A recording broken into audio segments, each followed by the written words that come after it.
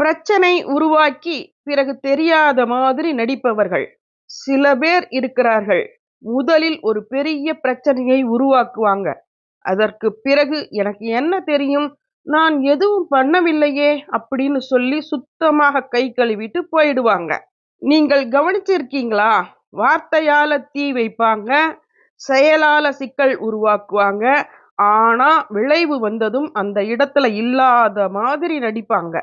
அவர்களுக்கு தெரியும் நம்மால தான் இது நடந்ததுன்னு. ஆனா ஒத்துக்கிட்டா மரியாதை கெட்டு போயிடும், நம்பிக்கை உடையும். அதனால தான் பிரச்சனையை உருவாக்குவாங்க, பொறுப்பை மட்டும் ஏத்துக்க மாட்டாங்க. அந்த நிலைமை ரொம்ப ஆபத்தானது. ஏன்னா ஒரு முறை தப்பிக்கலாம், 2 முறை தப்பிக்கலாம். ஆனா வாழ்க்கை முழுக்க உண்மையில் இருந்து ஓடி ஒளிய முடியாது.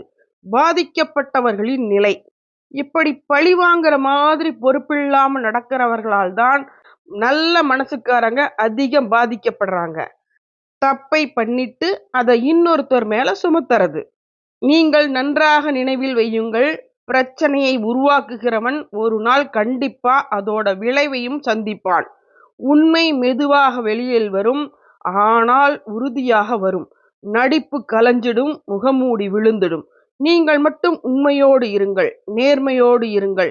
ஏன்னா பிரச்சனை உருவாக்குகிறவன் ஒரு சில சமயம் தப்பிக்கலாம், ஆனால் உண்மையிலிருந்து யாரும் தப்பிக்க முடியாது. நன்றி.